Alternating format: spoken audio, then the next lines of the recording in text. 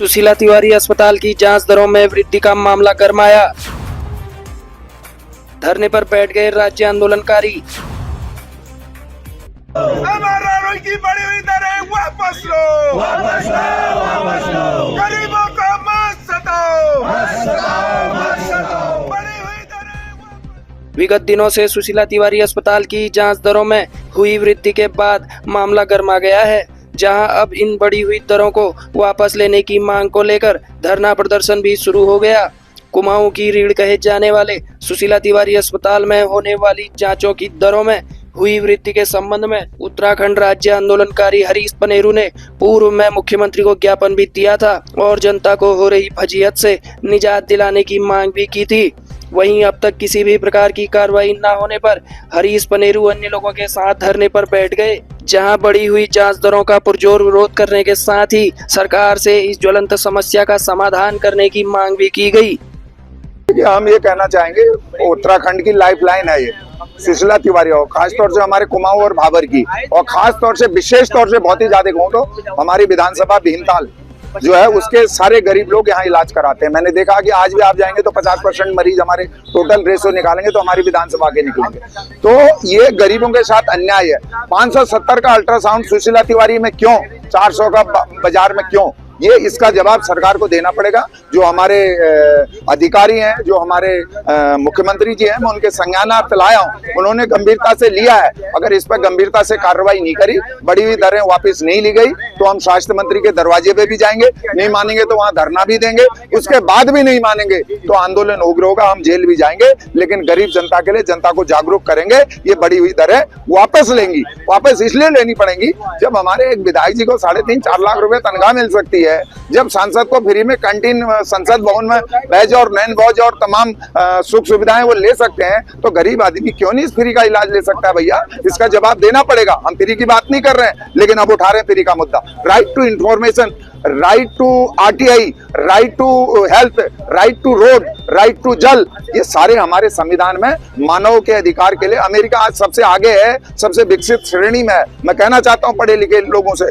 जो हमारे नौजवान भाई हैं, अमेरिका में स्वास्थ्य कवर सबसे पहले हो जाता है। स्वास्थ्य के बारे में बच्चा जन्म लेता है, उसके तुरंत बाद उसका आजीवन स्वास्थ्य के लिए पैसे की व्यवस्था हो जाती है। हमारे देश में तुम ये नहीं कर सकते हो। कम से कम जो बढ़ी हुई दरें हैं भाई, इतना तो मत बढ़ाओ, उसको सैद्धांतिक बढ़ाओ।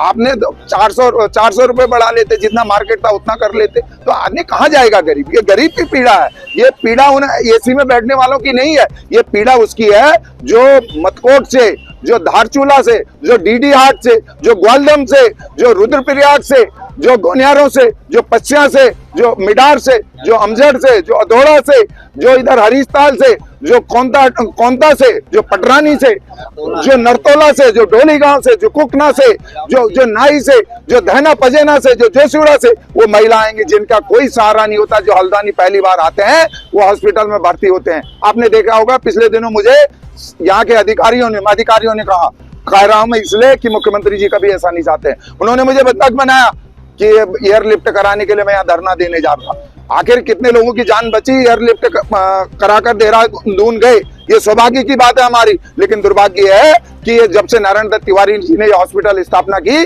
तब से जैसा था वैसा ही है। इसकी ओर किसी की जून ही रेंग रही। अरे कुछ तो शर्म कर लो। उत्तराखंड का खा रहे हो तो उत्तराखंड के मरीजों के लिए, उत्तराखंड की जनता के लिए कुछ सोच लो। और इसमें व्यवस्थाएं, जो अव्यवस्थाएं हैं, इसमें स्पेशलिस्ट डॉक्टर होने चाहिए, इसमें सारी व्यवस्थाएं होनी चाहिए, इसको चकाचौंध होना चाहिए। इसमें अव्यवस्थाओं का अंबार है, और उस अव्यवस्थाओं के अंबार में भी इतनी भीड़ है कि जिसकी आप कल्पना नहीं कर सकते। आदमी यानी कितना पीड़ित है, फिर भी उसकी ओर कोई ध्यान नहीं दे रहा। तो ये मुझे लगता है कि ये बहुत हो गया है। हिटलर का भी एक जमाना था, और हिटलर का क्या अंत हुआ आप जानते हैं। मैं कहना नहीं चाहता उन बात को, हमने बड़े बड़े देखे। वो अटल जी कहते थे एक लुटेरा कहां से आया और सोमनाथ के मंदिर को लूट के ले गया। तो ऐसे बहुत सारे हमारे पास उदाहरण हैं।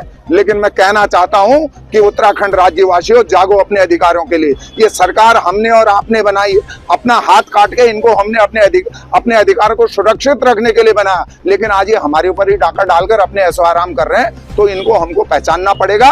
और आने वाले समय में ऐसे लोगों से भी जवाब पूछा जाएगा।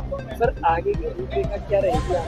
आगे की रूपरेखा हमारे सारे नौजवान सारे सिटीजन हम देहरादून जाएंगे और स्वास्थ्य मंत्री जी से मिलेंगे। मैं मुख्यमंत्री जी से दोबारा मिलूंगा और इसमें सार्थक पहल नहीं होती है, अगर वो इसको वापस नहीं लेते हैं तो फिर हम उग्र आंदोलन करेंगे। उसमें इसलिए रेल या जो भी होगा वो देखा जाएगा। हरीश पुनारू जिंदाबाद, हरीश पुनारू जिंदाबाद। चलेगा नहीं चलेगा, महंगा एमआरआई नहीं चलेगा, नहीं चलेगा, नहीं चलेगा, महंगी खून की जांच नहीं चलेगी, एमआरआई की बढ़ी हुई दरें वापस लो,